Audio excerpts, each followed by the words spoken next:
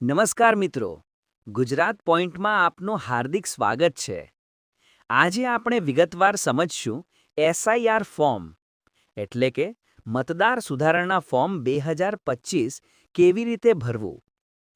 તેમાં કયા કયા ડોક્યુમેન્ટ્સ યુઝ થશે અને કયા ડોક્યુમેન્ટ્સ જોડવા નહીં.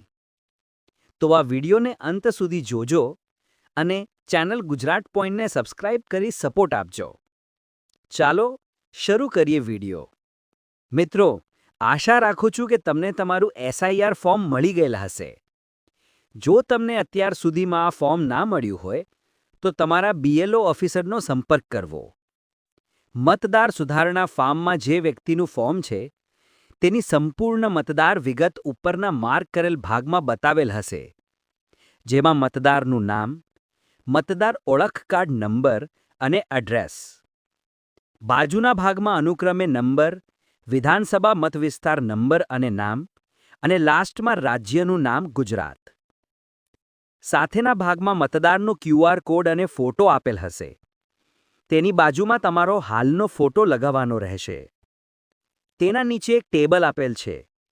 તો સૌથી પહેલાં તમારી જન્મ તારીખ લખવાની રહેશે, જે તમારા આધાર કાર્ડ અથવા ચૂંટણી કાર્ડમાં દર્શાવેલ હશે.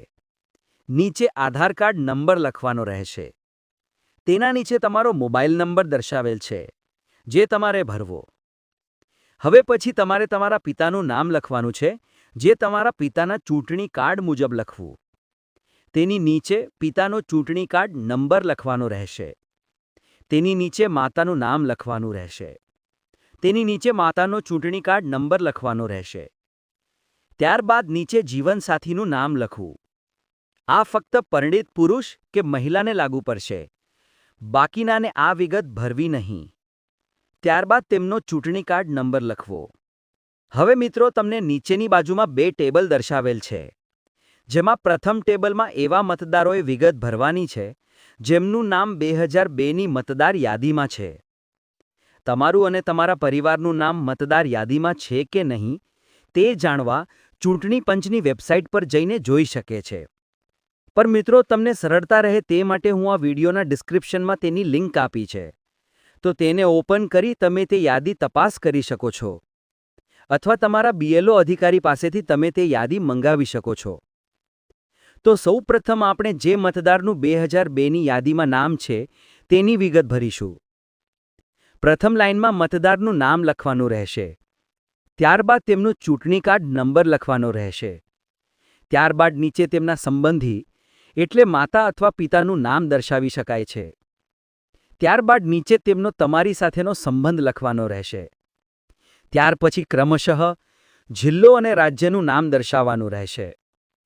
ત્યારબાદ 2002ની લિસ્ટ પ્રમાણે તમારો વિધાનસભા મતવિસ્તારનું નામ લખવાનું રહેશે. નીચે પ્રથમ ખાનામાં મતવિસ્તાર નંબર લખવો. ત્યારબાદ 2002ની યાદી પ્રમાણે ભાગ નંબર અને તમારા નામનો અનુક્રમ નંબર લખવો. હવે મિત્રો, જે વ્યક્તિનું નામ 2002ની યાદીમાં નથી તેમને જમણી બાજુ દર્શાવેલ ટેબલમાં વિગતો ભરવાની રહેશે. સૌપ્રથમ વ્યક્તિનું નામ લખવાનું રહેશે. ત્યારબાદ ચૂંટણી કાર્ડ નંબર લખવાનો રહેશે. સંબંધીનું નામ, જેમાં માતા પિતાનું નામ દર્શાવવું. જો કોઈ મહિલા કે બહેનનું ફોર્મ છે તો તેમને તેમના માતા અથવા પિતાની વિગત ભરવી. ત્યારબાદ તેમનો મતદાર સાથેનો સંબંધ લખવો.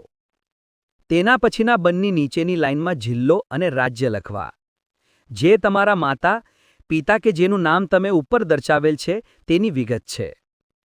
અહીં થોડું ધ્યાન રાખવું, જો તમે પરિણીત મહિલા છો તો તમારે તમારા પિતા અને માતાની મતદાર યાદી 2002 પ્રમાણે તેમની વિગત દર્શાવવાની છે.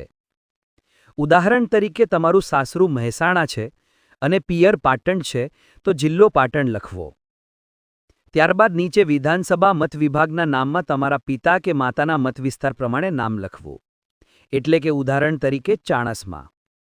અને તેના નીચે મતવિભાગ નંબર લખવો, જે તમારા માતા કે પિતાની 2002ની યાદી પ્રમાણે લખવો. ત્યાર પછી ભાગ નંબરમાં માતા કે પિતાની યાદીમાંથી દર્શાવેલ મતવિભાગ પ્રમાણે લખવો. ત્યારબાદ અનુક્રમ નંબર જે તમારા પિતા કે માતાની 2002ની યાદીમાં શામેલ હશે તે પ્રમાણે લખવો. અહીં ખાસ ધ્યાન રાખવું કે જે મહિલા પરિણીત છે અને તેમનું નામ 2002ની યાદીમાં નથી. તેમને નીચે જમણી બાજુના ટેબલમાં વિગતો તેમના પિતા કે માતાની મત યાદી પ્રમાણે દર્શાવવી. ત્યારબાદ નીચે સાઇન કે અંગૂઠો કરી આ ફોર્મ તમારા ફોર્મમાં બતાવ્યા પ્રમાણે BLO ઓફિસરને જમા કરાવવું. મિત્રો, આશા રાખું છું કે આ વિડીયોથી તમને જરૂરી માહિતી મળી ગઈ હશે. જો કોઈ પ્રશ્ન હોય તો કમેન્ટમાં લખજો, હું ચોક્કસ જવાબ આપીશ. વિડીયોને લાઇક અને શેર કરો જેથી વધુ લોકો સુધી આ મહત્વની માહિતી પહોંચે.